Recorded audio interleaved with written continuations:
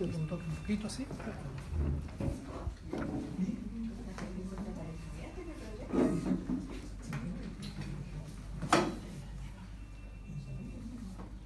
Bueno, podemos empezar. Bueno, para los que no conocen,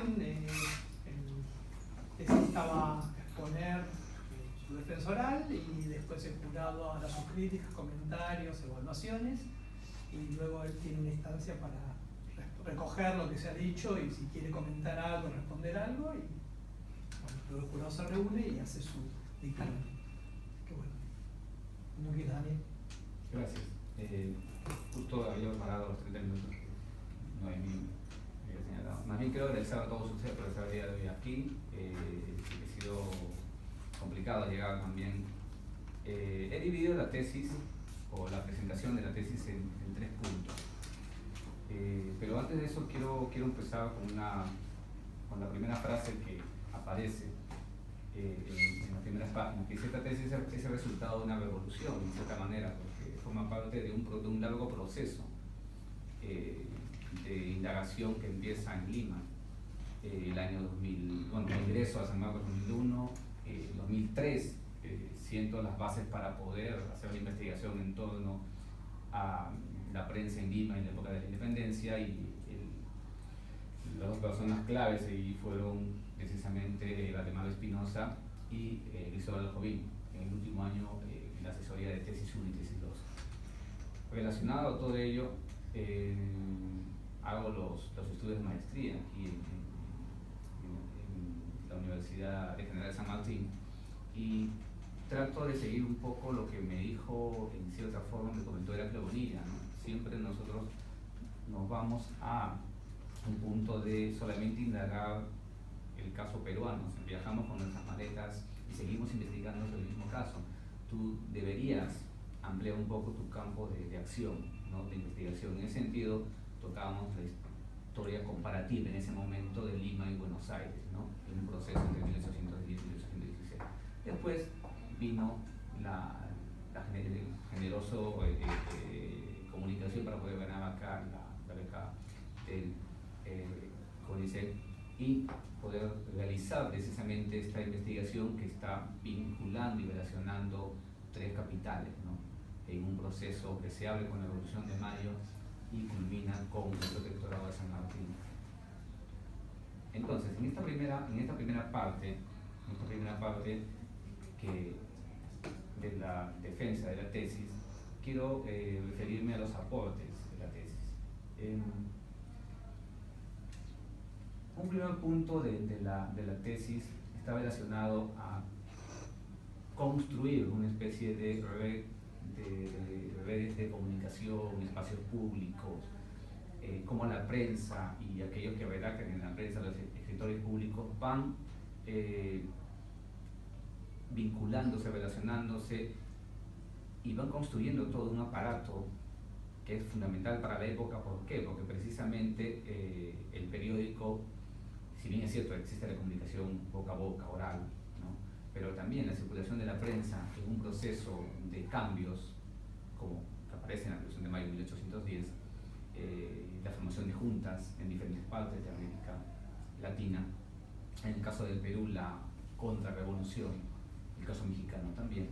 Entonces, me pareció interesante indagar en un primer momento, antes de analizar el discurso de la prensa, cómo se va produciendo esta prensa, estos periódicos, los escritores públicos, cómo se va relacionando, cuáles son los espacios públicos por donde circula, cuáles son, cómo se va tejiendo todas estas interacciones entre Lima, Buenos Aires y Santiago, y con las representaciones que se van desarrollando también en el Alto Perú, porque a lo largo de estos periódicos aparece siempre el Alto Perú como un espacio de conflicto.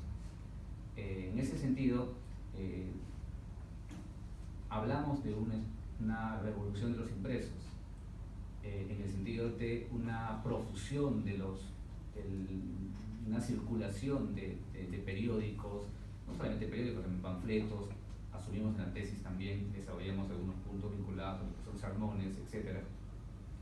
Y todas esas interacciones de los discursos políticos en la prensa están vinculados a un proceso de politización ese proceso de la politización está relacionado también no solamente a partir de 1810, sino por ejemplo en el caso peruano estamos hablando, y Claudia Rosas lo ha trabajado bastante, lo entiende también, estamos hablando de un proceso de politización a partir incluso del impacto de la Revolución Francesa, ¿no? En ese sentido, se rompe con esa perspectiva o esa idea de que solamente a partir de 1808 se debatía las discusiones políticas, se desarrollaron en mayor amplitud. Es cierto, en mayor amplitud, pero antes de 1808 también en Lima las personas comenzaban a debatir, a compartir ideas, las chicherías, los espacios públicos, el parque, la calle, el teatro, etc., ¿no? Todos espacios en donde las personas de la época comenzaban a interactuar y compartir. En ese sentido, el papel de los escritores públicos también ha resultado muy importante, porque Camila Enrique, por ejemplo, un personaje interesante para analizar las migraciones que hace, llega hasta Buenos Aires, el personaje de Fernando López Aldana, que es un abogado, ¿no?, bogotano, que llega a Lima, que publica un periódico manuscrito como el Diario Secreto de Lima, que se llega a imprimir aquí en la Gaceta de Buenos Aires, y toda la circulación, la vinculación con Castelli. O sea, hay una circulación, se evidencia en el capítulo 1, y yo considero que ese es uno de los aportes de la tesis, una amplia gama de interacciones, de discursos en estos tres espacios, que nos muestra una revolución del impreso que genera una politización acelerada de la población. También analizamos lo que son las tendencias políticas de los periódicos para poder entender precisamente los intereses de aquellos actores que se están desenvolviendo entre 1810 y 1822. Esas tendencias van cambian por diferentes contextos, ¿no? Y si uno se da cuenta a lo largo de la tesis, es una especie de itinerario, ¿no?, de la prensa vinculado a los contextos que van cambiando. Por ejemplo, 1812 con Fernando Monteagudo, ¿no? San Martín, la llegada, estamos hablando de la llegada o la recurrencia de lo que va pasando en Tucumán, Salta. En ese sentido, los periódicos, hemos determinado a partir de la tesis, obviamente se abren nuevos campos para investigar. A partir de la propia circulación de la prensa, hemos podido comprobar la existencia de un círculo bien amplio. O sea, no es solamente un círculo tan cerrado, sino que la prensa se va difundiendo por múltiples espacios de circulación, espacios públicos, y ese impacto es importante para entender precisamente cómo en un contexto determinado de guerra, en un contexto en donde se van produciendo conflictos, las personas van cambiando su forma o sus intereses o la forma como redactan. En ese sentido, el capítulo número 1, el aporte que sale es esa construcción de esta revolución del impreso, esa politización de la población, y que no solamente se puede ver en el caso de Lima, que yo lo trabajé en la tesis de licenciatura, en el caso de Lima y Buenos Aires, que lo vi en el caso de la tesis de maestría, sino también en la tesis doctoral, esa vinculación que existe con Santiago. ¿Y por qué? Porque efectivamente estamos hablando se inicia en la Revolución de Mayo, y los 66 periódicos que han sido analizados a lo largo de desde el 10 hasta el 22, tienen un itinerario, ¿no? Y ese itinerario termina con el protectorado de San Martín. Entonces, en todo ese proceso se van desarrollando imágenes, representaciones, debates entre la prensa, escritores públicos que van interactuando, que se van criticando, y se van construyendo espacios públicos de socialización. En otras palabras, estamos hablando de que la gente hablaba de política y hablaba discutir, ¿no? Y los espacios públicos de socialización, ese es un punto que también deberíamos, en mi caso, ampliar, ¿no? Un segundo aporte que nos da la tesis está relacionado a lo que hemos denominado la guerra de propaganda, tomando un poco lo que François Javier Guerra dijo en algunos capítulos de sus textos, ¿no? Hizo una comparación entre Lima y Buenos Aires, México, el caso de España, y señaló que porque él ha trabajado más el caso español y mexicano. Él dijo, sería bueno que las investigaciones también se desarrollaran por la América del Sur. Entonces, tomando ese punto, hemos vinculado esta guerra que se desata en la prensa y en los discursos políticos, en esta guerra de propaganda en estos tres espacios. Pero lo interesante, o el aporte que sería, era cómo yo puedo unir precisamente los intereses contradictorios, ¿no?, de estas capitales que van cambiando, pero cómo en un momento determinado, entre 1810 y 1822, cómo ese itinerario de la prensa que se va publicando, también se va produciendo una guerra de propaganda, una guerra en donde el poder de los periódicos, de los impresos, es fundamental y claro, ¿no? Algunos autores han señalado que empezó en 1816, pero nosotros hemos determinado que empieza en 1810 por el gran debate que se desarrolla entre la Gaceta de Lima y la Gaceta de Buenos Aires, ¿no?, entre octubre y noviembre de 1810, ¿no?, cuando regularmente se pensaba que era en 1816 este inicio de la guerra de propaganda, la guerra de opinión, la importancia del discurso político, cómo van cambiando el discurso de acuerdo a si ganas o pierdes un determinado conflicto, ¿no? Entonces, en ese sentido, gran parte de la tesis está relacionada a las imágenes que se van construyendo en el Alto Perú también, ¿no? Se informa sobre eso, sigue todo el itinerario, todo el camino que pasa desde Lima, Buenos Aires, se habla de Tucumán, Jujuy, se llega a Mendoza, incluso hace el pase a lo que sería la independencia chilena, Chacabuco, Maipú, y finalmente esa intención de buscar llegar hacia Lima.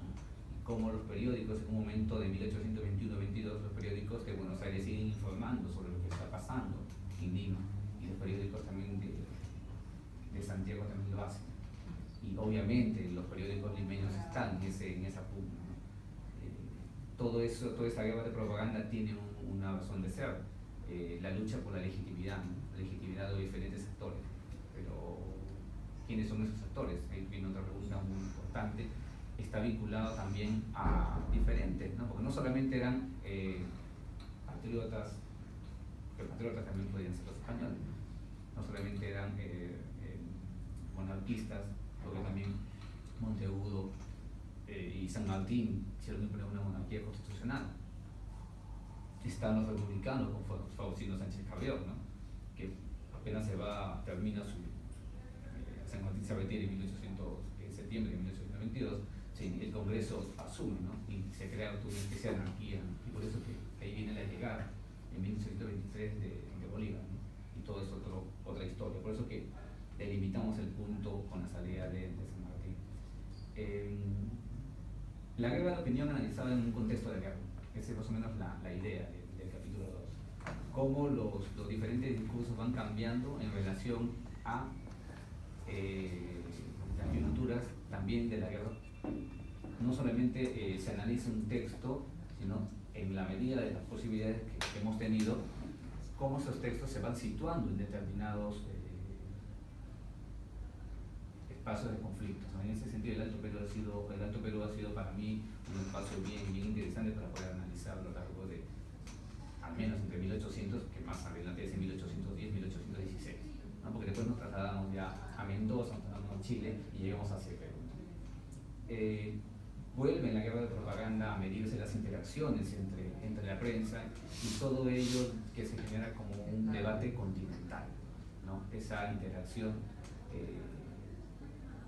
se vincula con el capítulo anterior, con la pauta anterior, en torno a ver la independencia no solamente desde un espacio nacional, que es importante.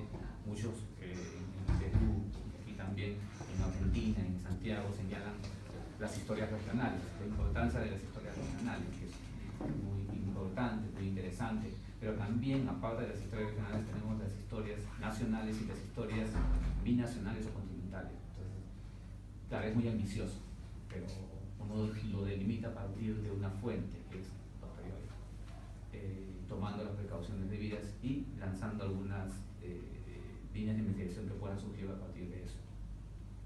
En ese sentido, a lo largo de esta guerra de propaganda se ha ido analizando todo este itinerario de la prensa en estos tres espacios